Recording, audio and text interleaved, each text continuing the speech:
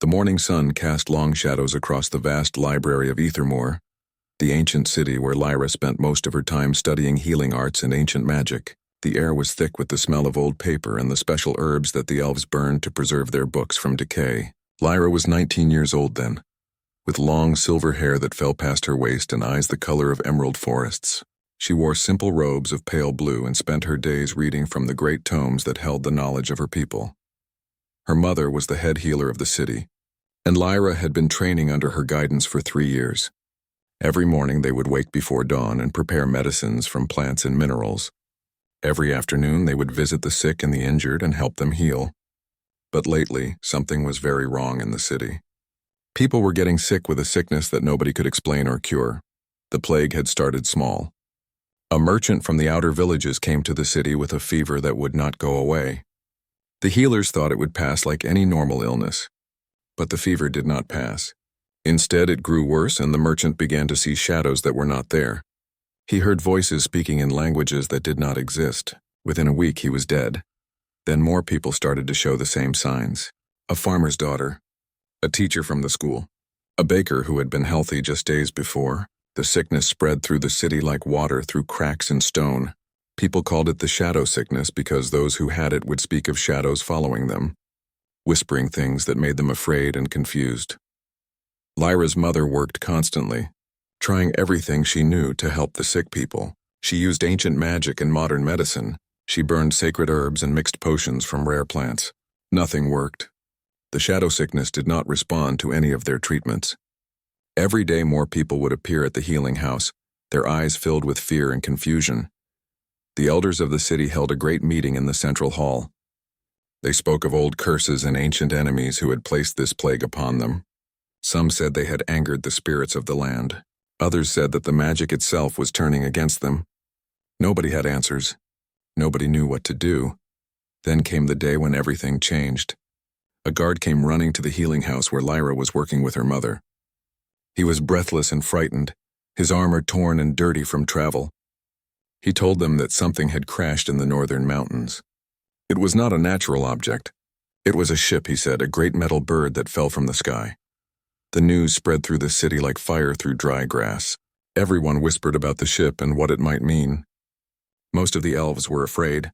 They knew about other worlds and other peoples from old stories and ancient texts. Some of these stories told of visitors who brought peace and knowledge. Others told of invaders who brought only destruction and death. The Council of Elders decided to send soldiers and scouts to investigate the crash site. They ordered the people to stay inside their homes and lock their doors. They said that nobody knew what kind of creatures might have survived the crash. Some of the older elves remembered stories of humans, the fierce beings from the lower worlds who were said to be violent and greedy and only interested in taking resources. Lyra was in the great library when she first heard the news that a human had been spotted in the city. A guard had found him wandering near the ruins in the southern district. The human was alone and seemed lost and confused. The guards had brought him to the healing house because he was wounded and they did not know what else to do with him. When Lyra saw him, she was shocked. He looked nothing like the descriptions from the old stories. He was tall, but not unnaturally so. His skin was pale like the elves, but a different shade. His hair was dark brown and short. He wore strange clothes made of materials that Lyra had never seen before. He had a deep cut on his left arm that was bleeding, and his eyes showed fear and exhaustion, but also intelligence and kindness. Her mother was away helping the sick people in the outer villages. The other healers had been called to attend to the growing numbers of shadow sickness patients. Lyra was alone in the healing house with this strange human visitor. She should have called the guards. She should have been afraid, but something inside her told her that this being was not dangerous. The human looked at her and spoke in a language that she did not understand at first. His words were strange and difficult, but slowly, Lyra realized that her ancient languages training was helping her understand him.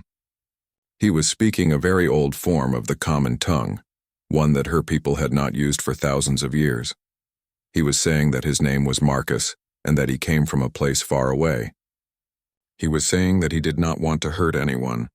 He said that his ship had crashed and his crew was in the mountains trying to repair it. He asked her if she could help him.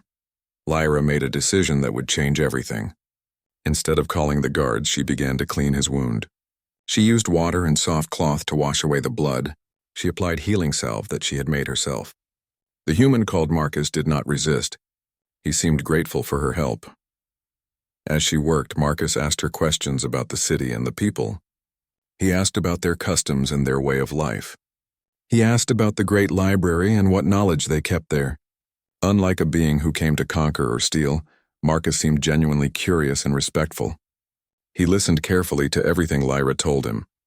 When she finished bandaging his arm, she gave him water and food. She told him that her people were suffering from a terrible sickness that nobody could cure. She did not know why she told him this. Maybe it was because his kind eyes made her feel safe. Maybe it was because she was desperate and hoping that a visitor from another world might bring knowledge that could help. Marcus listened to her description of the shadow sickness. He asked many questions about the symptoms and the progression of the illness. He asked what medicines they had tried and what magic they had used. Then he said something that made Lyra's heart skip faster. He said that he thought he might know what the sickness was. He told her about something called a virus, an illness so small that you could not see it without special tools. He told her about things called antibiotics and vaccines that could fight such illnesses. He explained that his people had learned long ago how to make these medicines from nature and from science combined together. Lyra did not fully understand everything that he told her, but she understood enough. She understood that this human, this being from another world, might have information that could save her people. She made another decision. She agreed to help him, and she asked him to help her people in return. That night, Lyra took Marcus to a safe place in the city, away from the guards and the watchful eyes of the authorities. She brought him books and papers and tools. She asked him to write down everything he knew about viruses and antibiotics and vaccines. She promised him that she would find a way to make these medicines that he described. Marcus worked through the night, writing and drawing diagrams. He explained the processes as best he could in the ancient tongue that he was slowly learning to speak better. By morning, Lyra had pages and pages of information. She had drawings of how to prepare medicines from common plants. She had instructions for creating vaccines from natural minerals and essences. Her mother returned to the healing house as the sun was rising. Lyra took a deep breath and showed her mother what Marcus had written. She told her the story of the human visitor and his knowledge. Her mother was hesitant at first, but as she read through the information, her expression changed. A healer's mind recognizes truth and possibility, and Lyra's mother began to see that these instructions might actually work. They decided to try Marcus's methods on 3 patients who were suffering most severely from the shadow sickness. They prepared the medicines exactly as Marcus had described. They made the vaccines from the plants and minerals that grew in their forests. Lyra and her mother worked with intense focus and care, following every instruction with absolute precision. The first day, nothing seemed to change. The patients still had fever and still saw shadows, but on the second day something began to happen. One patient seemed more alert. On the third day, the fever started to go down. By the end of 1 week, all 3 patients were showing significant improvement. Their minds were becoming clear again. The shadows were fading from their visions. News of the recovery spread through the healing house and then through the entire city. Other healers wanted to know what medicine had been used. Lyra's mother revealed that they had help from the human visitor. She explained that Marcus had brought knowledge from his world that could help fight the shadow sickness. The Council of Elders was brought to see Marcus. At first they were suspicious and afraid, but Marcus spoke with humility and honesty. He showed them his work and his drawings. He asked nothing for himself except that they help him repair his ship so he could return to his crew. He only wanted his knowledge to be used to help the elves survive. Within weeks, the shadow sickness began to disappear from Zephyr 7. The elves learned to make the antibiotics and vaccines. They learned the science behind the medicines. Marcus taught them not just what to do, but why these treatments worked. He showed them that knowledge and understanding. 3 months had passed since Marcus first arrived in the city of Ethermore. The shadow sickness had almost completely vanished from Zephyr 7. The elves had learned how to make and distribute the medicines to every village and settlement across their world.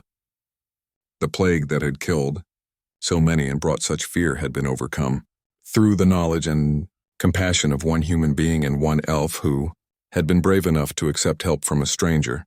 But now Marcus had to leave. His crew had repaired their ship in the northern mountains, and they were ready to continue their journey through space. The captain had sent a message to the city asking for Marcus to return so they could depart. Lyra had known this day would come, but knowing and accepting were two very different things. She stood with Marcus on the high tower of the healing house, watching the sunset paint the sky in shades of gold and purple. The city sprawled below them, beautiful and peaceful, filled with elves who were healthy and alive because of the human who stood beside her. Marcus looked sad, but also at peace with his decision to leave. He told Lyra that his crew would be moving on to other worlds and other civilizations. There were many species in the galaxy who needed help and knowledge. There were many worlds with suffering that his people could help to ease. He said that bringing knowledge across the stars was his life's work, and he could not abandon it even though he had grown to love Zephyr 7 and its people. Lyra understood this. She understood that Marcus was a good being precisely because he could not stay, because he felt called to help others, even when it meant leaving a place where he was valued and needed. But her heart still ached at the thought of him going away. The day of his departure came with clear skies and cool wind. The entire city came to say goodbye to Marcus. The Council of Elders gave him gifts of their finest crystal and their most precious jewels. The healers gave him seeds and samples of the medicines that they had created together. The children brought him flowers and drawings to remember them by.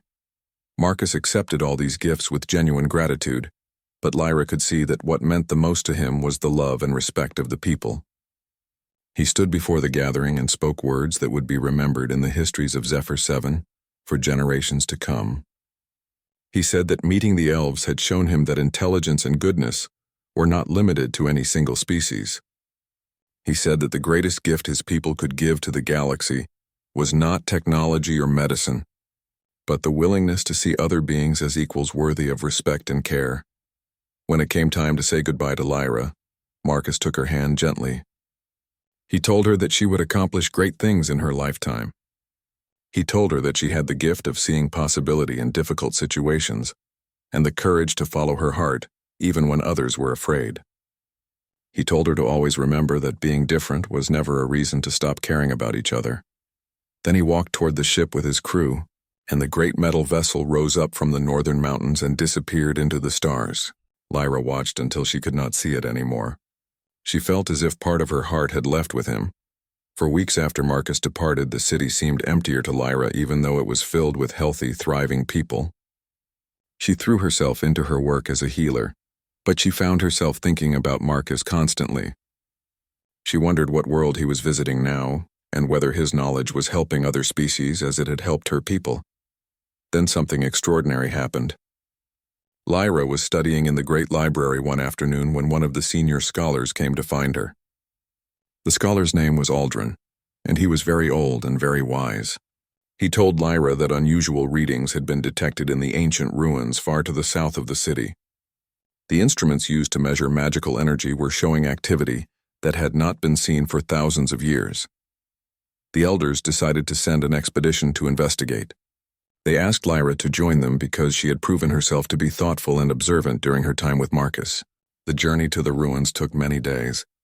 They traveled through forests and across rivers and through mountains of crystalline stone. When they finally reached the ruins, Lyra's breath caught in her throat. The ancient structures were beautiful and vast, covered in intricate carvings and symbols of immense power.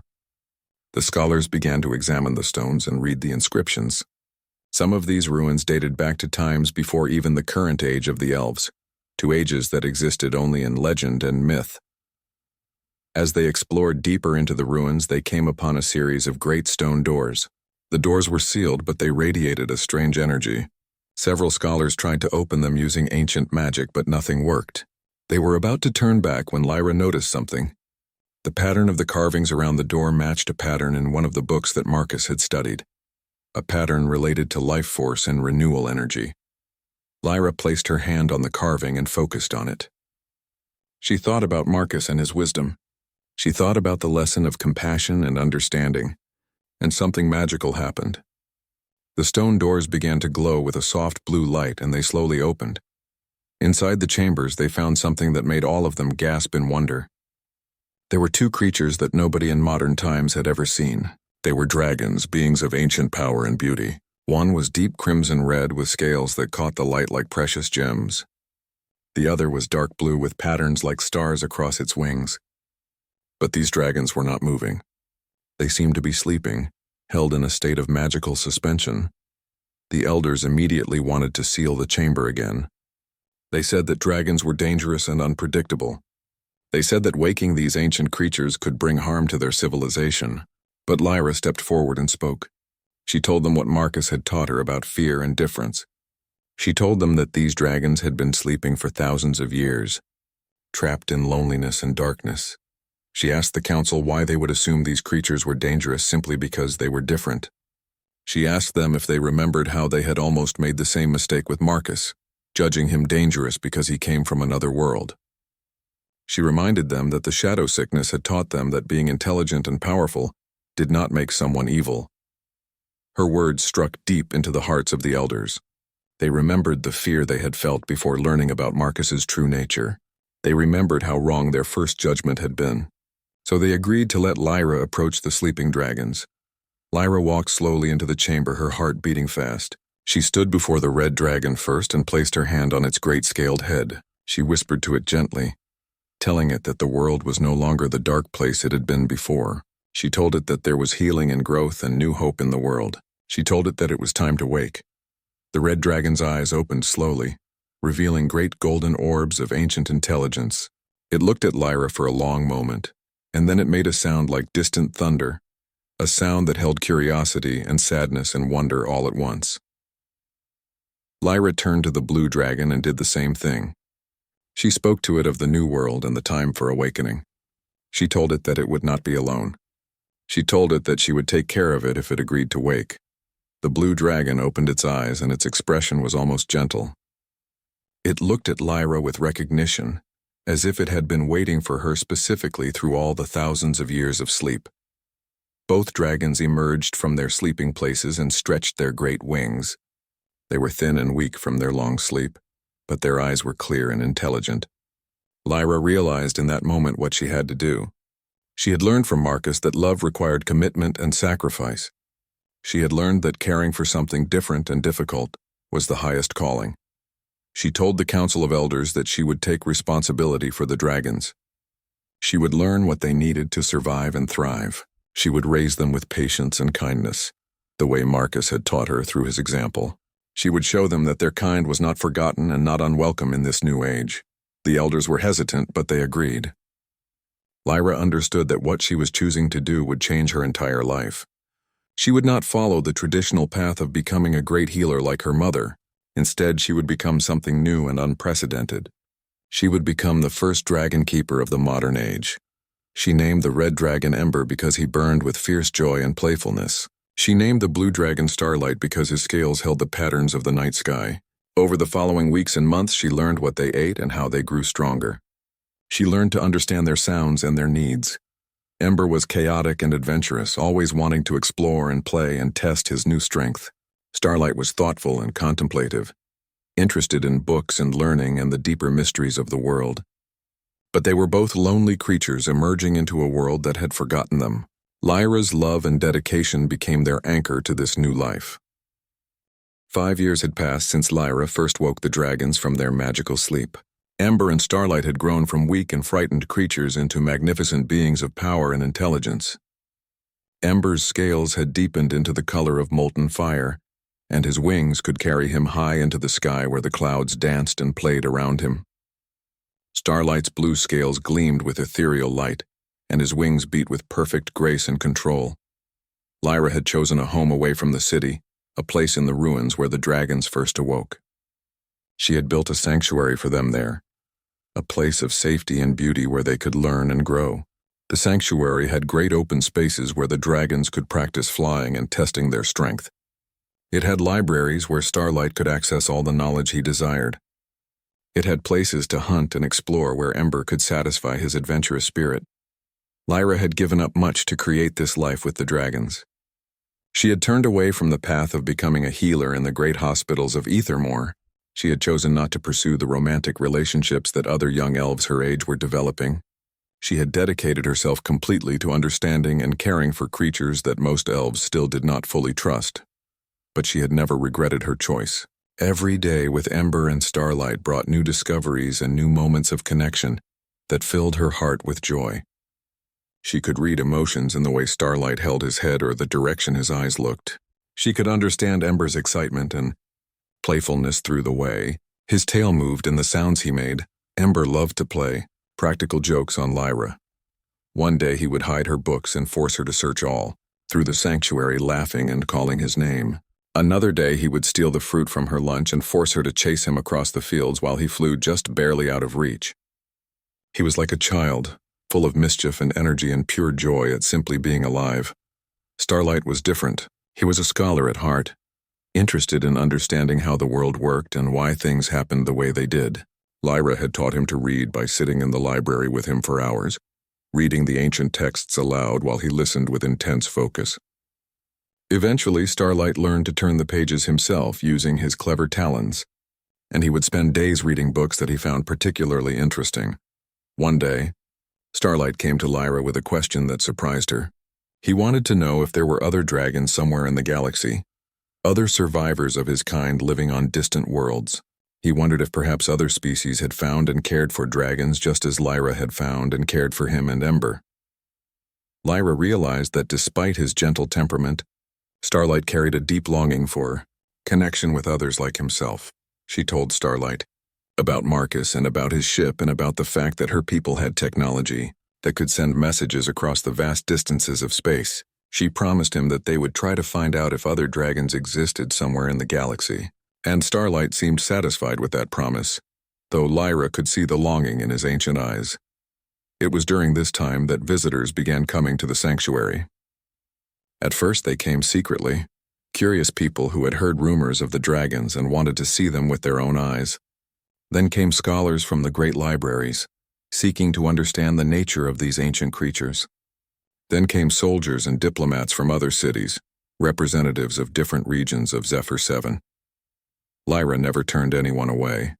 She showed them that Ember and Starlight were intelligent and capable of understanding complex ideas. She demonstrated their kindness and their capacity for bonding with beings very different from themselves. Slowly, the fear and suspicion that had once surrounded dragons began to change into curiosity and respect. A particularly important visitor came to the sanctuary on a day when the wind blew warm from the south. She was a diplomat named Melissa, from one of the most powerful cities in the region. Melissa was skeptical and careful, trained to evaluate situations for potential threats to her people. She examined the dragons with suspicious eyes and asked many difficult questions. But Lyra saw something in Melissa that reminded her of Marcus. Melissa was someone who genuinely wanted to understand rather than simply judge. When Lyra showed her the books that Starlight had read and the way he could communicate complex ideas through carefully chosen sounds and gestures, Melissa's skepticism began to crumble. On the final day of her visit, Melissa asked to speak with Lyra alone. They sat on a high cliff overlooking the ruins, watching Ember perform aerial maneuvers that made the sky itself seem alive with movement. Melissa told Lyra that she had been sent to decide whether the elves should fear the dragons or welcome them. She told Lyra that her decision would influence the policies of many cities and many thousands of elves. Melissa asked Lyra a deep question. She asked why Lyra had chosen to devote her entire life to caring for creatures that had brought her only hardship and complications. She asked if Lyra ever regretted the sacrifices she had made. She asked if she had ever considered returning to a normal life in the cities. Lyra thought carefully about how to answer. She told Melissa about Marcus and how one human had shown her that true strength was not in being the most powerful or the most intelligent. True strength was in choosing to care for the things and beings that were different and misunderstood. She told Melissa that caring for Ember and Starlight had taught her more about the nature of intelligence and compassion than any book or any teacher ever could. She told Melissa that the greatest tragedy would not be the danger that dragons might pose to the elves. The greatest tragedy would be the narrowness of hearts that refused to see beauty and intelligence in beings that looked different from themselves. She told her that a civilization that could only value what was familiar was a civilization that would eventually fall to its own limitations. Melissa listened carefully, and Lyra could see something shifting in the diplomat's mind and heart. When Melissa left the sanctuary to return to her city, She carried with her the message that the dragons were not a threat, but a gift. She told her people that Lyra's sanctuary represented the highest ideals of elf civilization, a place where wisdom and compassion combined to create something greater than fear or prejudice. Her words had great influence. Over the following months and years, more and more elves came to accept the dragons as part of their world. Schools sent students to learn about them. Scientists came to study their physiology and their abilities. Artists came to draw and paint them. The dragons became a symbol of what was possible when beings chose understanding over fear. Lyra also began to teach other elves how to work with the dragons. She trained handlers and caretakers who could assist her in maintaining the sanctuary and caring for the creatures. She established protocols for how visitors should behave around the dragons and how to recognize signs of distress or discomfort. She was building something that would last longer than her own lifetime, a legacy of compassion and understanding. One night, Lyra stood alone with Starlight on the highest tower of the sanctuary. The night sky was full of stars, countless points of light stretching across the darkness. Starlight made a soft sound, a questioning note. Lyra knew what he was asking. He was asking again about whether there were other dragons somewhere among those distant stars. She told him that she did not know, but that they would continue to search. She told him that perhaps one day they would contact his kind wherever they might be. She told him that the same compassion that had saved her world and created their bond might be what eventually healed the wounds of his entire species. Starlight pressed his great head against her small frame, and they stood together watching the stars. Lyra thought about how much her life had changed in just 5 years. She thought about Marcus and his journey through the stars. She thought about how his example had given her the strength to create this sanctuary and this new way of being in the world. She realized that what Marcus had given to her world was more than just scientific knowledge. He had given them a way of thinking about themselves and about other beings. He had shown them that their strength as a species would come not from their ancient magic or their beautiful cities, but from their capacity to see value in all forms of intelligence and life. That was the true gift that Marcus had left behind when he departed toward the stars. 10 years after awakening the dragons, Lyra stood before the Great Council of Zephyr 7 as an official advisor. She had been invited to join the council not as a warrior or a politician, but as a representative of a new understanding of their world and its possibilities. Ember and Starlight had become so integrated into the society that young elves grew up knowing stories of them, telling each other tales of their courage and intelligence. The sanctuary had expanded into a vast complex that served not only as a home for the dragons but also as a research center and an educational institution. Scientists studied the unique properties of the dragon's ancient magic. Students came from distant cities to learn about interspecies communication and the principles of compassion-based leadership. Artists created works inspired by the beauty and strength of Ember and Starlight. But something was changing in Lyra's heart. She had received a message. It came through the communication systems that the elves had learned to build from the knowledge that Marcus had shared. The message was old, decades old perhaps, encoded in a way that had taken the elves a long time to learn to decode. It was from Marcus. The message had been sent as a kind of time capsule, a recording that Marcus had created before leaving Zephyr 7. He had never been certain that he would survive long enough to return to the world he had saved, so he had recorded his thoughts and his hopes for the elves and for Lyra specifically. In the message, Marcus spoke of a great challenge that he believed was coming to the galaxy. He spoke of civilizations that would need to learn what Lyra was learning, that connection and compassion were more valuable than power and conquest. He told Lyra that if she continued on her path, she might eventually become a bridge between worlds, a teacher of what it meant to see all beings as worthy of respect and care. He told her that one day, Ember and Starlight might become ambassadors not just to other elves but to other species across the stars. He said that dragons in myth and legend were often portrayed as symbols of fear, but that Lyra had the power to redefine what dragons meant in the minds of countless beings.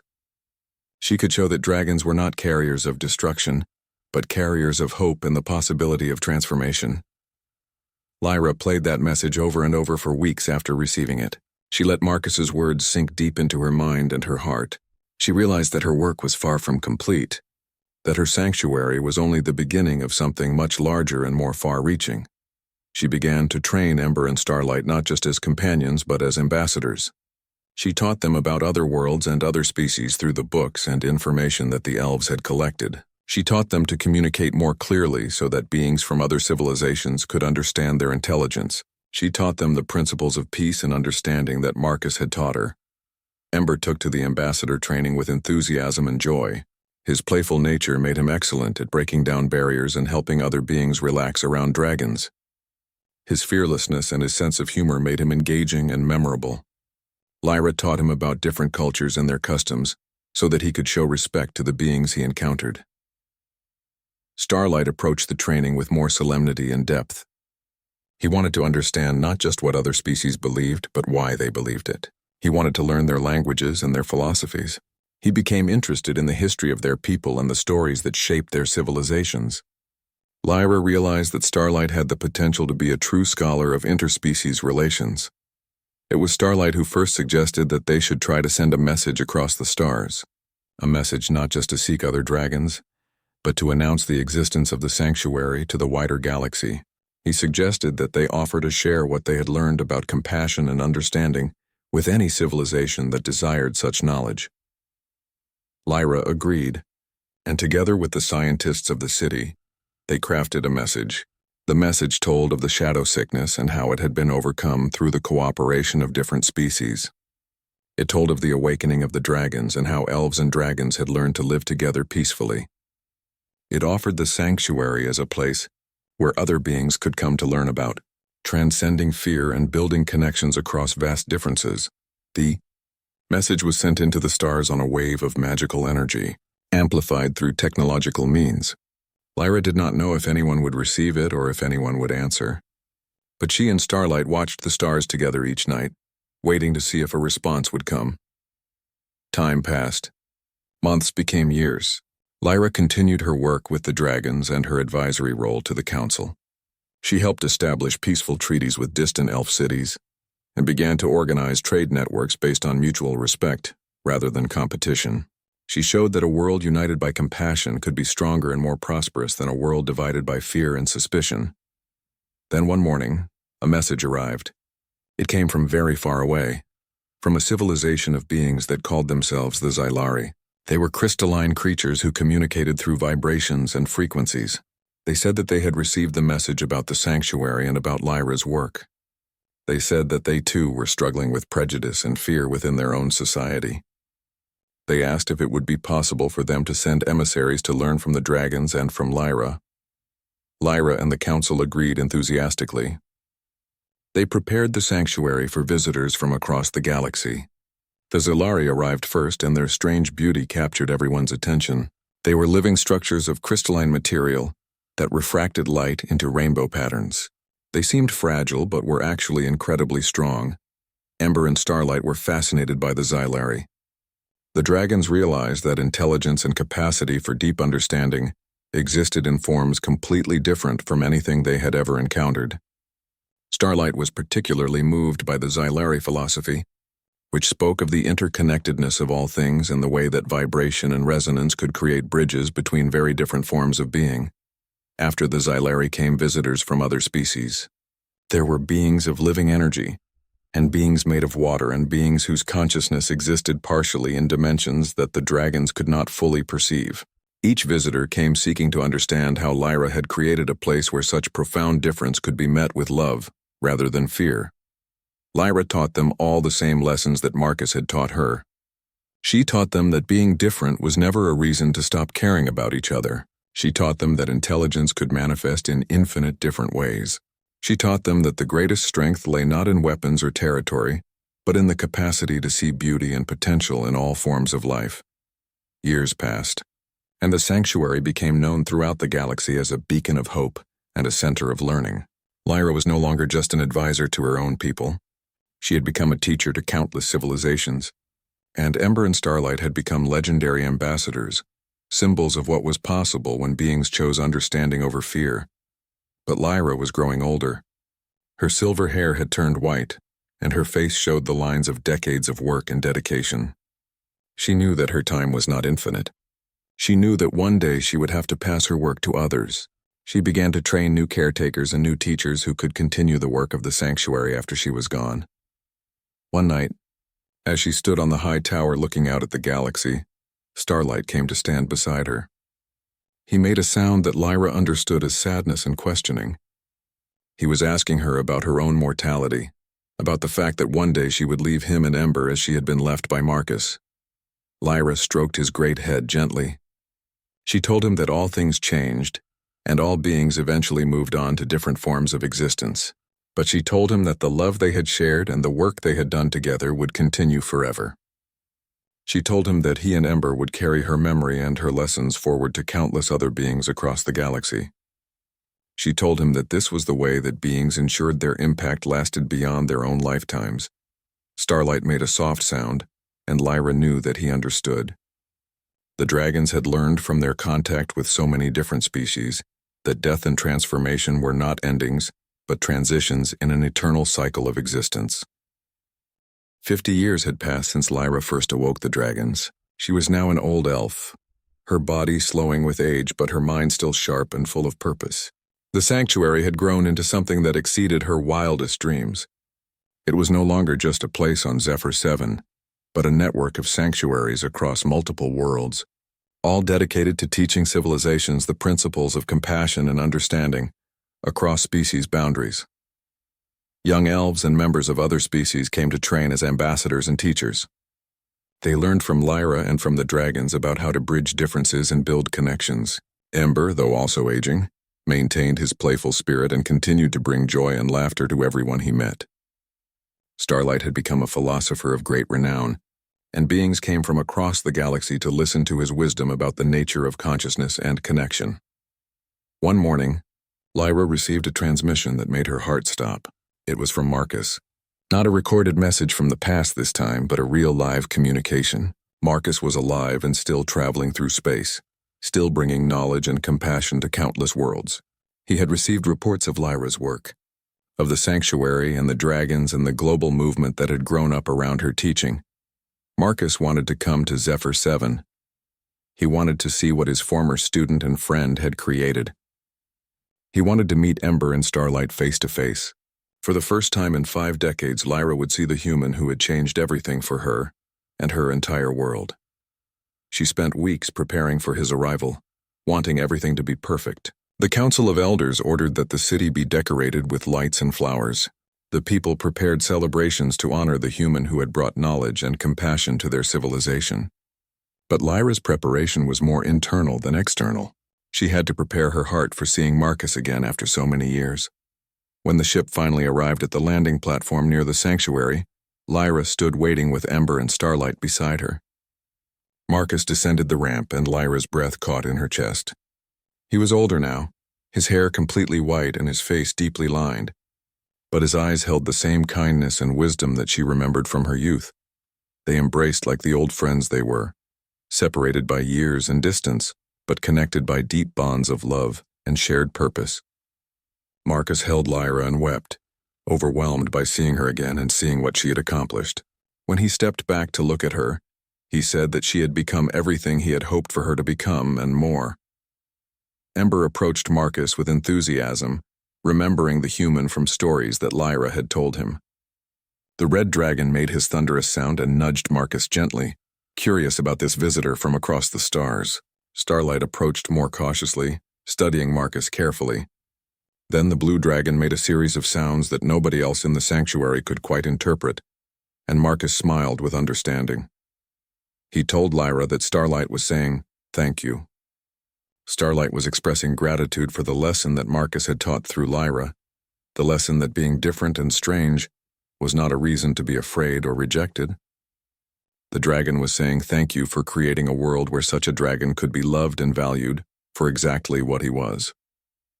For days, Marcus stayed at the sanctuary, and he spent time with Lyra and the dragons.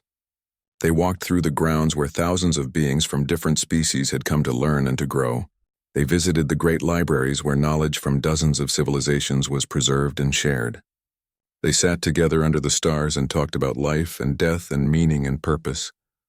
On the final night of Marcus's visit, Lyra and Marcus stood on the high tower with Ember and Starlight, just as Lyra often did. Marcus told her that he had been searching his entire life for meaning and purpose. He told her that he had visited hundreds of worlds and helped countless civilizations. But he said that the greatest accomplishment of his entire life had been meeting Lyra and showing her that knowledge combined with compassion could transform an entire civilization. He told her that when he left Zephyr, 750 years ago, he had been afraid that his impact would fade over time. He had been afraid that his example would be forgotten, or that his gift of knowledge would be misused. But then he received reports of what Lyra was doing, and he realized that his greatest gift was not the medicine or the technology. His greatest gift had been teaching Lyra how to think about others with compassion. Lyra had taken that one lesson and multiplied it across an entire galaxy. She had shown countless beings that their strength did not come from their weapons or their wealth or their power. Their strength came from their capacity to see intelligence and beauty in all forms of life. She had turned one human's act of compassion into a movement that was transforming how civilization understood itself. Marcus told Lyra that she should know that her name was spoken with reverence on worlds that she had never visited. There were beings who had never met her or the dragons, but who had heard her story and been inspired to build their own sanctuaries of compassion. There were young members of aggressive and warlike species who had learned from tales of her work that there was another way to live, a way based on understanding rather than conquest. Lyra wept as she listened to Marcus. She told him that she had done nothing that he had not first shown her by example. She told him that everything she was and everything she had accomplished came from the seeds that he had planted in her mind and heart when she was a young healer in a city full of fear. Marcus shook his head gently. He told her that she was wrong. He said that he had only given her the tools, but it was Lyra who had used them. It was Lyra who had taken the knowledge and combined it with courage and love. It was Lyra who had stood before the dragons when everyone else wanted them destroyed.